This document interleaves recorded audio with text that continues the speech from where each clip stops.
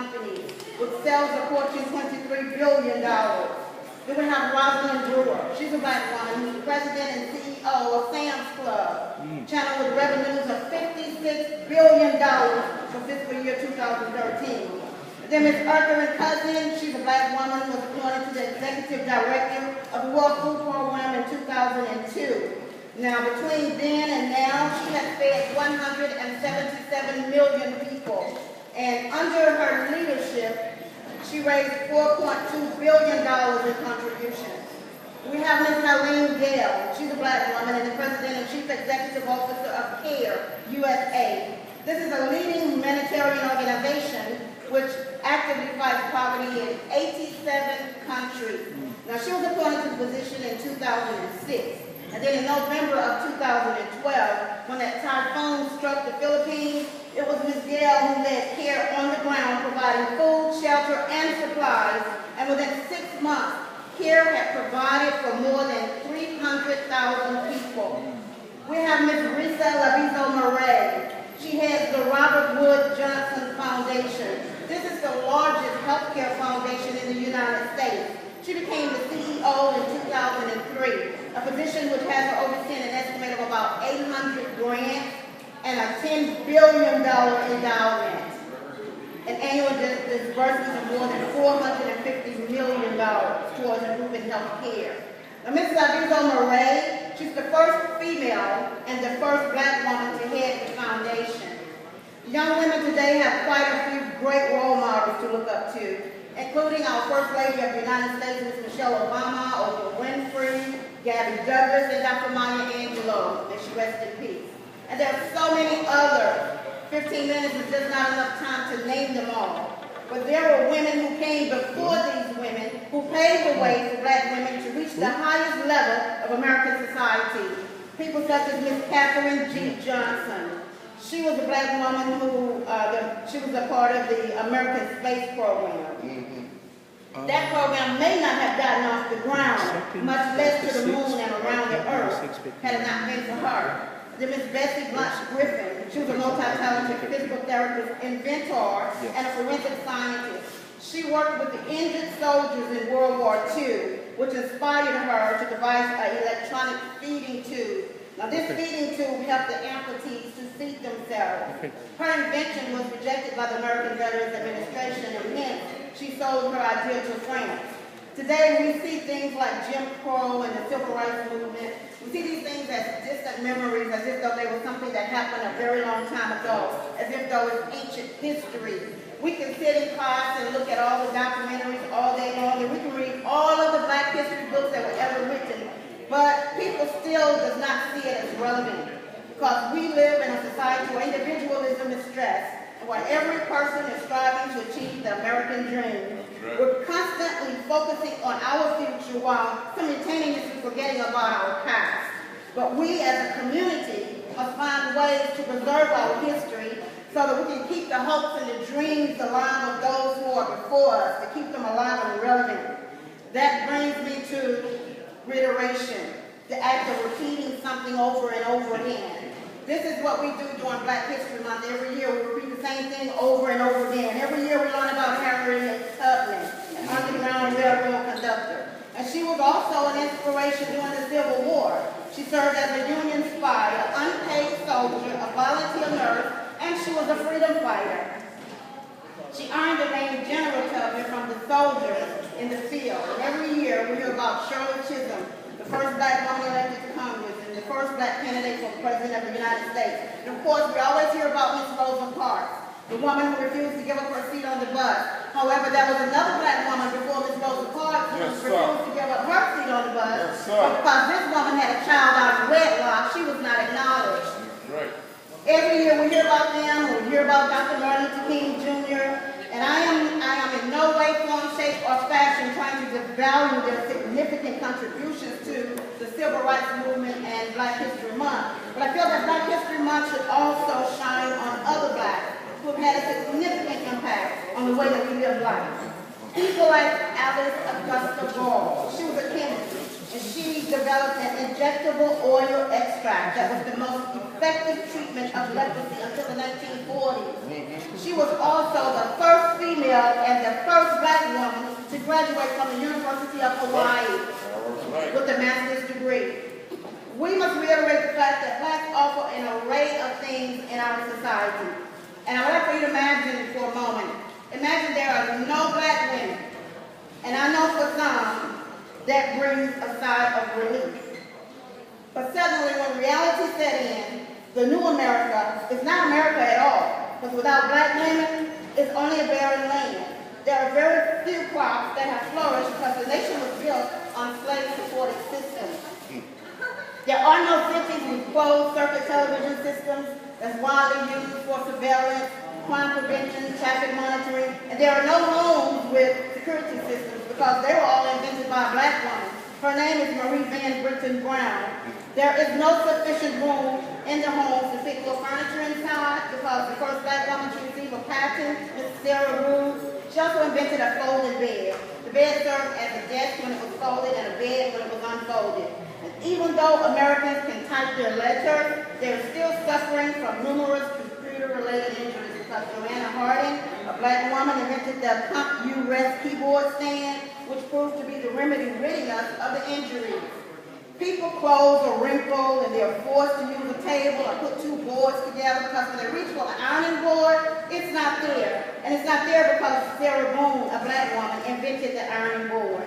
People's hair is a mess because the brush is not there, because Lydia Newman invented the first airbrush with synthetic bristles.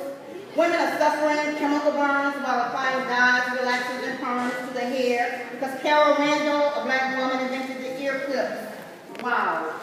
Ooh, what a sight. Wrinkled clothes, hair a mess. Even Kiki hair was a mess because Theora Stevens, a black woman, invented the pressing curling iron, and Sarah Walker, she created hair care products especially for Kiki hair. And without the hair care preventions of the first self-made female millionaire in the United States, Miss Madam C. Walker, well, you get the picture.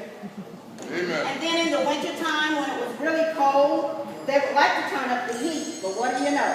Alice Parker, a black woman, invented the heating furnace. It's difficult to reach out and touch someone because Dr. Shirley Jackson invented the touch-tone telephone, the portable fax, caller ID, call waiting, and the fiber optic cables that make overseas phone calls crystal clear.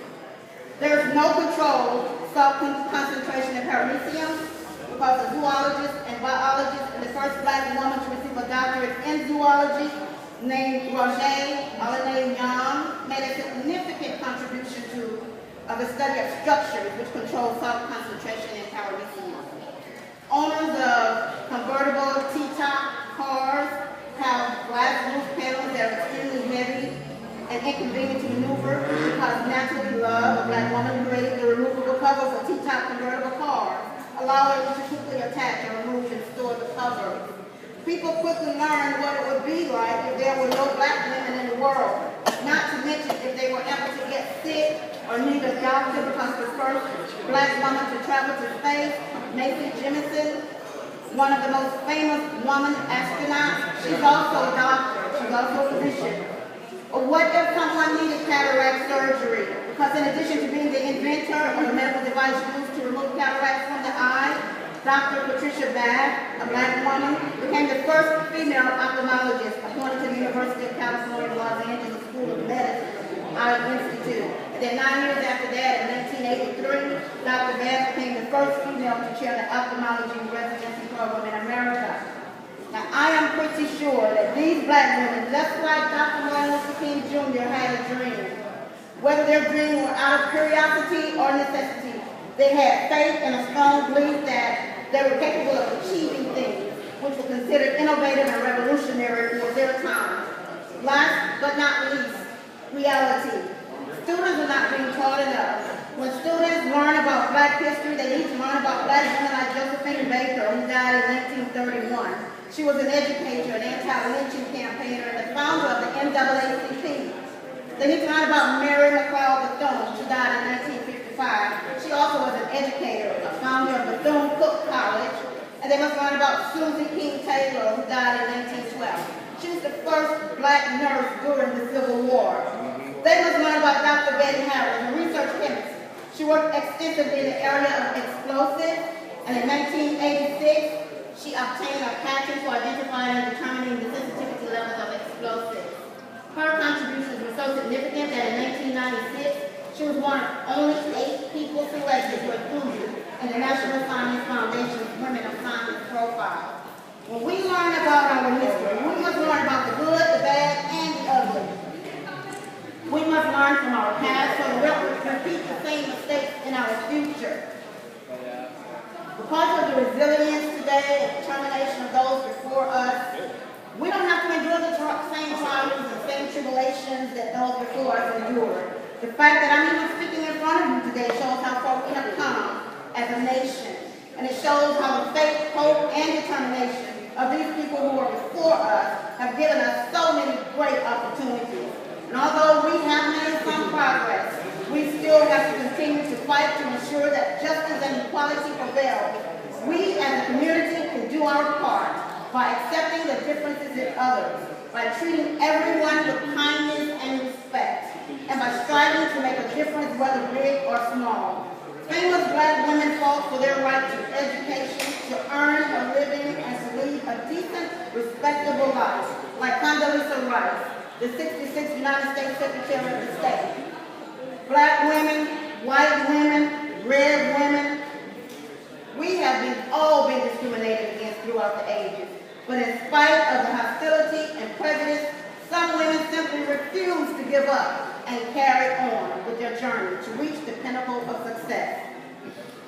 Their stories are the stories of pinnacle of perseverance and determination. And all of the aforementioned examples show hope. Hope that they could one day receive the same education as their counterparts. Hope that a brighter day was right around the corner. Hope for a day where love will conquer the segregation and overt racism that plagued America. They also had faith. Faith in themselves. Faith that what they were doing was not in vain. Faith to endure the hard times that they faced. Most importantly, they had faith that God would watch over them and protect them as they fought the right to right the wrong of society. In closing, I say to you today, make your history. Stop procrastinating. Stop keeping all of your inventions to yourself. Because if you die today or tomorrow, God forbid, what dreams, what inventions, what ideas, what talents, what abilities, what skills, what books will die with you? What sermons, what seminars, what businesses will die with you? What songs, what paintings, what poetry will die with you? What God-given gifts will die with you? Gifts that you never developed, that you never nurtured, that you never did anything with. All of your gifts will die with you. Miles Monroe, God rest his soul, he said that what is placed on the planet is in the cemetery.